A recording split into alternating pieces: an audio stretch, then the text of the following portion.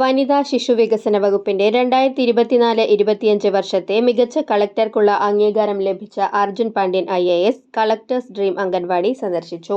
കുട്ടികൾക്കൊപ്പം സന്തോഷം പങ്കിടാനായി മധുരപലഹാരങ്ങളും കളിപ്പാട്ടങ്ങളുമായാണ് കളക്ടർ എത്തിയത്.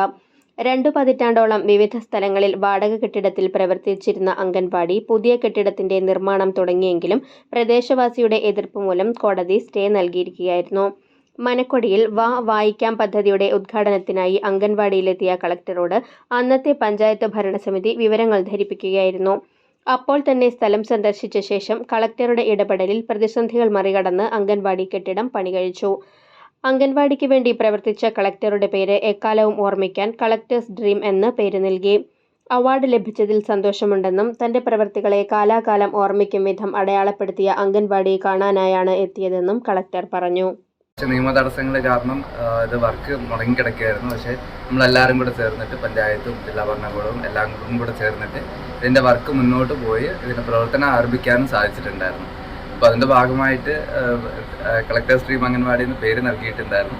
അപ്പോൾ അതുകൊണ്ട് തന്നെയാണ് അവാർഡ് ലഭിച്ചപ്പോൾ ഇവിടുത്തെ കുട്ടികളെ കണ്ടിട്ട് ഒരു സന്തോഷം പങ്കുവയ്ക്കാമെന്ന്, ഇവിടുത്തെ എല്ലാവരുമായിട്ട് സന്തോഷം പങ്കുവയ്ക്കാമെന്ന് വിചാരിച്ച് വന്നത്. അത് ഒരു നല്ലൊരു അനുഭവമായിരുന്നു. കഴിഞ്ഞ വർഷം ഈ ഒരു അംഗൻവാടിൻ്റെ പ്രവർത്തനം മുന്നോട്ട് പോകാനും ഇവിടെ സന്ദർശിക്കാനും അതുമായിട്ട് ബന്ധപ്പെട്ട നല്ലൊരു അനുഭവം തന്നെയായിരുന്നു. ആദ്യമായിട്ടായിരുന്നു അങ്ങനെ ഒരു എക്സ്പീരിയൻസ് ഉണ്ടായത്. വളരെ സന്തോഷം.